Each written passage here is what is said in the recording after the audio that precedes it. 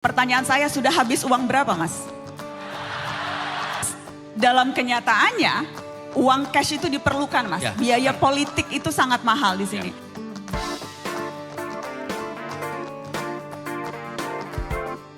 Sudah dideklarasikan. Ya. Dan sejak itu, kegiatan politik sudah beragam, termasuk sosialisasi, kampanye ke berbagai daerah. Pertanyaan saya, sudah habis uang berapa, Mas?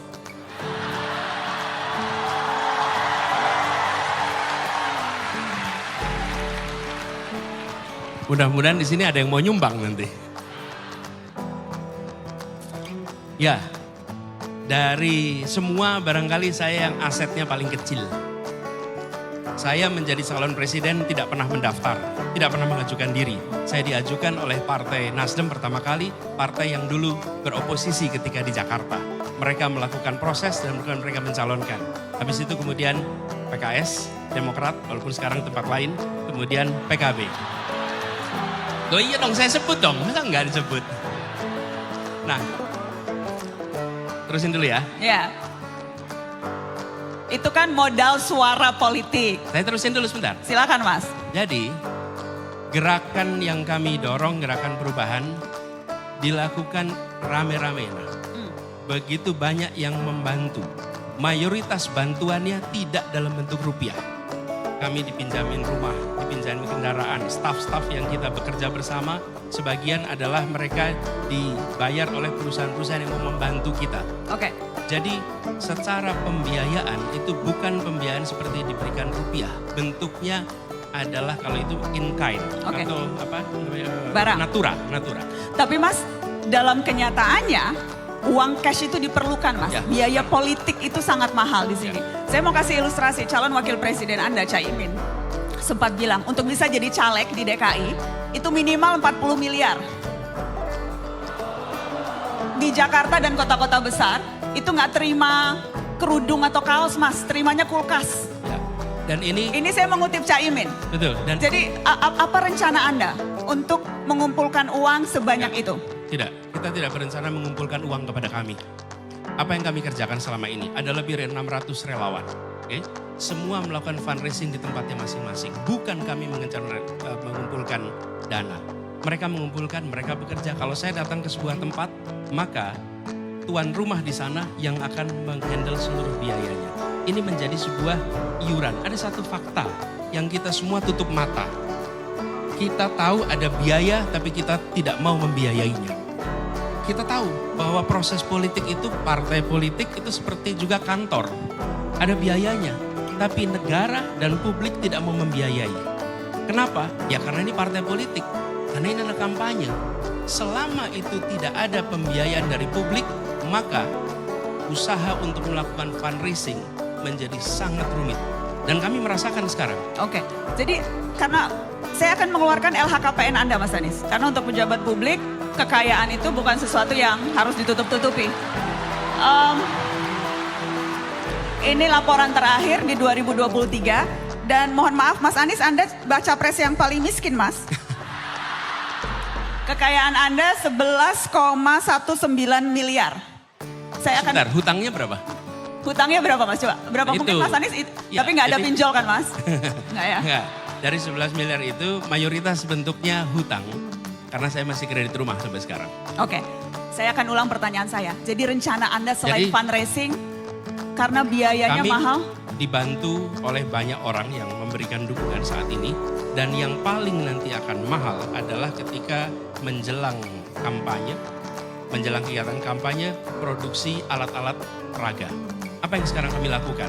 Yang kami lakukan adalah kami membuat kontennya. Kami taruh di cloud dan kami izinkan siapa saja memproduksi kaos, memproduksi banner, memproduksi itu dari konten yang kami buat. Kami sendiri tidak mencetak, tapi kami menyiapkan kontennya dan kami minta kepada semua. Bila Anda percaya kepada apa yang kami mau rencanakan, akan kami kerjakan, bantu kami untuk melakukan perubahan di Republik ini. Karena tidak mungkin kita kerjakan sendirian. Dan banyak pengusaha-pengusaha yang mau membantu. Dan Nas buat catatan, yang membantu ukurannya menengah. Yang besar-besar nggak ada yang berani mendekati. Semua yang besar-besar itu tidak ada yang dekat. Yang mendekati yang tengah-tengah ini semua. Kenapa konglomerat tidak dekat Anies Baswedan? Itu harusnya tanyanya ke mereka tuh. Kenapa nggak dekat? Kan Anda yang menyatakan Anda. Jadi saya follow up questionsnya ke Anda Mas Anies. Kenapa? Mereka takut karena? Karena kami mengalami pengusaha-pengusaha yang berinteraksi, bertemu, sesudah itu mereka akan mengalami pemeriksaan. Pemeriksaan pajak, pemeriksaan-pemeriksaan yang lain-lain. Dan ada contoh di Jawa Barat membantu, di Jawa Tengah membantu. Setelah selesai katanya random, tapi 10 perusahaan miliknya semuanya diperiksa pajaknya. Yang katanya random. Apa yang terjadi? Takut orang membantu. Padahal yang mereka kerjakan bukan membantu saya. Mereka membantu relawan, membantu kegiatan untuk ada event. Mereka membiayai semua di daerahnya masing-masing, bukan tempat kita. Mas Anies, supaya bayangkan yang besar. Supaya tidak suzon, saya mau minta klarifikasi. Jadi yang Anda katakan adalah Anda menduga alat negara digunakan untuk mengintimidasi orang-orang yang membantu pencalonan Anda. Apakah seklir itu? Itu laporannya begitu. Alat negara? Ya. Dan itu kalau alat negara berarti yang memerintahkan aparat negara setinggi apa? Saya tidak tahu yang memerintahkan siapa, tapi fakta di lapangannya seperti itu. Dan saya mau tanya kepada diri saya sendiri dan kita semua, akankah kita membiarkan republik ini berada dalam rasa takut? Akankah kita membiarkan rasa kebebasan itu hilang? Saya rasa tidak. Ini adalah perjuangan kita dan saya mengajak kepada semuanya, termasuk pengusaha-pengusaha itu. Bapak jangan takut, insya Allah kalau ada perubahan kita akan buat negeri ini menjadi aman bagi semuanya. Saya akan memulai membuka dengan menunjukkan apa saja pilihan teman-teman dan juga netizen atas topik-topik yang ingin dibahas bersama Mas Anies Baswedan. Boleh tolong produser Mata Najwa dikeluarkan hasil pollingnya? Oke, yang paling tinggi mau bahas apa dengan Anies Baswedan? Yang paling tinggi korupsi dan penegakan hukum, lapangan kerja, kebebasan berpendapat, lingkungan hidup. Oke, urutannya seperti ini. Saya akan mulai berarti tidak akan semuanya bisa dibahas teman-teman, waktunya tidak cukup. Jadi saya akan mulai dari yang pertama korupsi dan penegakan hukum. Nyambung ke yang tadi Mas Anies bilang Mas. Dan juga yang tempat Anda paparkan di awal tadi. Mana tuh? Soal aparat penegak hukum yang menurut Anda tidak setara. Yang lawan disentuh terus, yang kawan tidak disentuh. Saya ingin fokus ke dua lembaga. KPK dan polisi. Saya mau mulai dengan polisi Mas, yang kerap kali dapat sorotan publik dalam waktu terakhir ini. Real, konkret, rencana Anda terhadap reformasi lembaga kepolisian. Akan Anda apakan polisi kalau Anda dapat kekuasaan?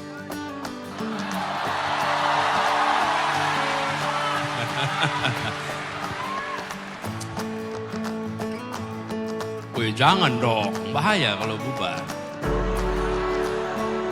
Masa bubar? Gini, kita membutuhkan kepolisian yang akuntabel, transparan, bersih. Dan menurut saya langkah nomor satu adalah memperbaiki mekanisme akuntabilitas di dalam kepolisian. Semua langkah yang dikerjakan adalah langkah yang bisa dipertanggungjawabkan. Ada transparansi atas semua yang dilakukan. Mengapa? Karena ada institusi publik. Dari institusi publik itu ada transparansi.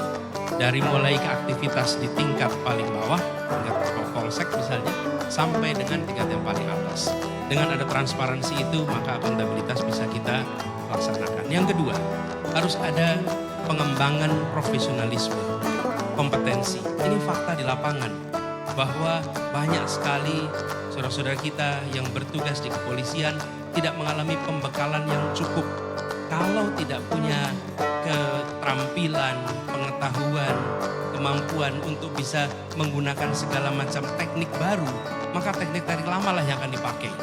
Dalam interogasi, ilmu interogasi sudah berkembang begitu besar. Tapi kalau kita tidak mempelajari ilmu-ilmu itu, maka teknik-tekniknya juga akan teknik-teknik lama. Dan apa yang terjadi? Muncul praktek-praktek penyimpangan. Yang ketiga, institusi polisi harus menjadi contoh di dalam melaksanakan penegakan hukum.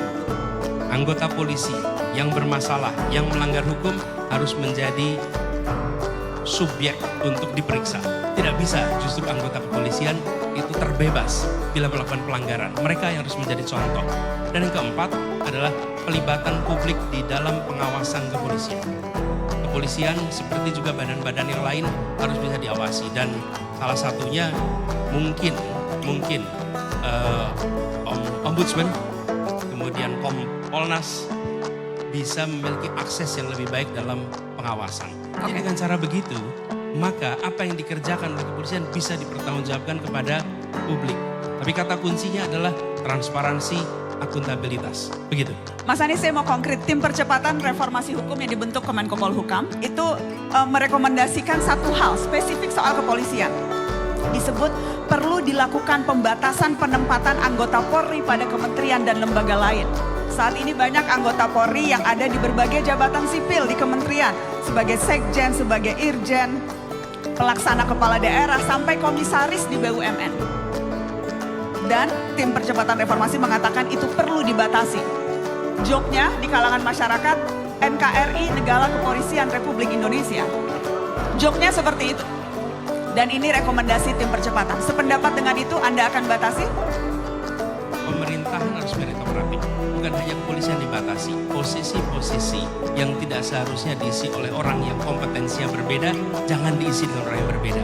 Karena apa yang terjadi, nanti kita akan melihat institusi itu tidak fungsional lagi. Jadi menurut saya fair saja. Jadi termasuk dari kampus. Dari kampus bisa menjadi sekjen, bisa menjadi dirjen. Kalau dia memiliki kompetensi yang tepat nggak apa-apa. Tapi kalau nggak boleh. Hanya karena misalnya presiden dari kampus A, terus kemudian semua dosen-dosen dari kampus A menjadi pejabat di A, B, C, D, E. Nggak bisa itu. Jadi apakah itu yang terjadi sekarang, Mas Anies? Saya hanya follow up loh ya. Cuma follow up question loh. gitu ya, sekarang terjadi ya? Mau nanya balik. Capresnya kan sampaian, Mas. Iya, mudah-mudahan tidak. Saya nggak punya data persisnya tentang kampus, tapi intinya adalah harus ada kompetensi, relevansi, integritas. Kalau ada itu go ahead, kalau tidak ada janganlah. Oke, itu soal polisi. Sebelum saya ke topik yang lain, saya harus tanya KPK. Karena rekomendasi yang sama diberikan oleh tim percepatan reformasi hukum yang menyebut perlu ada revisi lagi undang-undang KPK untuk mengembalikan independensi pada lembaga ini. Saya mau tanya dulu, Anda sepakat KPK sekarang makin tidak independen? KPK harus independen lagi seperti dulu. Ya. Jadi konkretnya ketika ada revisi yang kemudian membuat staf KPK, karyawan KPK menjadi ASN sebagaimana ASN yang lain, otomatis mereka tidak lagi memiliki ruang untuk mandiri. Satu. Yang kedua adalah posisinya yang berada di bawah presiden. Bila di bawah presiden dan diberikan ruang yang bebas, maka itu lain. Tapi kita tidak pernah tahu siapa presiden di masa yang akan datang. Apakah akan selalu memberikan ruang kepada KPK untuk menjalankan tugasnya sesuai dengan kewenangannya. Lalu yang ketiga, yang tidak kalah penting, bahwa KPK itu sendiri selain dibuat lebih independen, tapi KPK juga harus bisa diawasi. Tidak ada malaikat di negeri ini. Ini adalah semuanya manusia.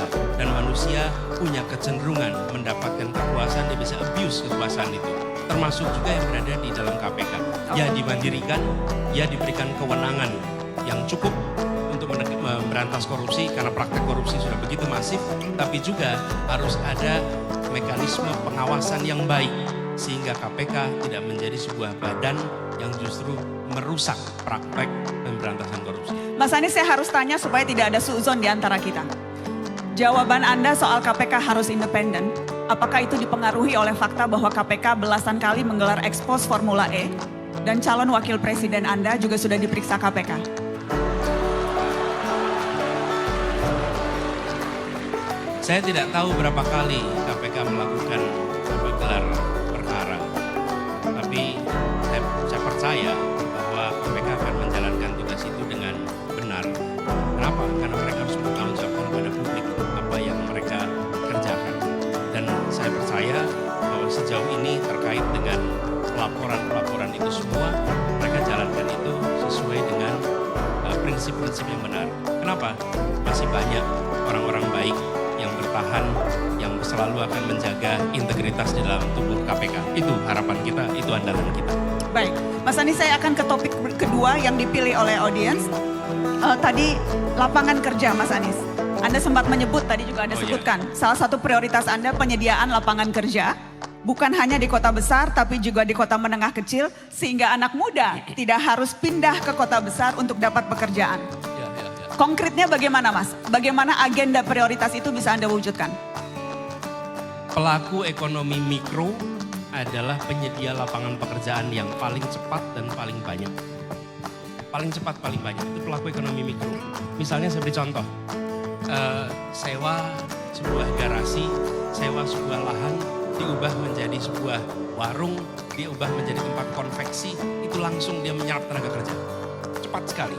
Nah, sektor mikro ini mayoritas informal. Nah, sistem pembiayaan kita itu mengasumsikan hanya membiayai sektor formal. Jadi usaha-usaha yang formal mudah mendapatkan akses perbankan. Tapi usaha-usaha yang sifatnya informal dan mikro, persyaratan perbankannya rumit sekali. Jadi konkretnya malah melakukan reform di dalam perizinan untuk mikro supaya lebih mudah. Yang kedua, mereform aturan-aturan terkait pembiayaan supaya mereka punya akses pada permodalan. Dengan ada itu, maka mereka bisa mengakses pasar. Saya beri contoh, di Jakarta. Di Jakarta ini banyak sekali yang usaha rumahan itu tidak bisa mengakses pasar online. Kenapa tidak bisa akses online? Karena nggak punya izin. Kenapa nggak punya izin? Karena dia usahanya dalam rumah. Begitu dia mengajukan izin, lalu Pemprov DKI akan bilang tidak diizinkan, Anda bukan di zona usaha. Dan padahal zona usaha cuma daerah tertentu, ini usaha di dalam rumah. Apa yang terjadi? Kami ubah aturan itu. Sekarang semua wilayah di Jakarta selama itu usaha rumahan, mereka bisa berusaha di rumahnya. Langsung punya namanya IUMK, izin usaha mikro kecil, langsung punya NPWP, langsung mereka bisa jualan ke pasar-pasar online. Apa yang terjadi? Perhatikan 4 tahun terakhir ini. Dulu yang berjualan di pasar-pasar online adalah makanan-makanan kelas menengah ke atas. Hari ini warung pecel lele di pinggir jalan pun bisa berjualan secara online. Kenapa? Karena mereka punya izin usaha, karena mereka punya NPWP, dan mereka bisa akses pada pasar. Jadi, usaha anak muda untuk bisa mendapatkan pekerjaan itu disambungkan dengan penumbuhan mikro. Nah, anak-anak muda punya banyak sekali ide, gagasan untuk usaha. Tapi mereka akan selalu kesulitan untuk bisa mendapatkan tempatnya bila aturan kita tidak diubah. Lalu, dorong agar pembiayaan dari pemerintah lewat BUMN, bank-bank BUMN, lewat bank-bank swasta diberi insentif agar mereka membiayai aktivitas-aktivitas yang sifatnya mikro. Dan ini bisa dikerjakan di seluruh Indonesia. Dengan cara seperti itu, maka lapangan pekerjaan akan meluas sekali. Bukan hanya sektor, ada satu lagi namanya reindustrialisasi. Kita harus membangun kembali industri-industri baru di berbagai wilayah Indonesia sebagaimana industrialisasi pernah kita lakukan di era 70-an, 80-an, awal 90-an. Kita harus lakukan itu di berbagai wilayah. Supaya apa? Produk-produk yang dikonsumsi di seluruh Indonesia tidak hanya diproduksi di kawasan Jawa. Perhatikan, banyak sekali di Papua, di Kalimantan, di Sulawesi. Ketika tanya produk ini dibikin di mana? Produknya dibikin di Jawa. Ongkos logistiknya mahal. Kita harus melakukan reindustrialisasi. Itu kira-kira jawabannya. Baik, terima kasih. Kita kasih tepuk tangan untuk Mas Anies Baswedan.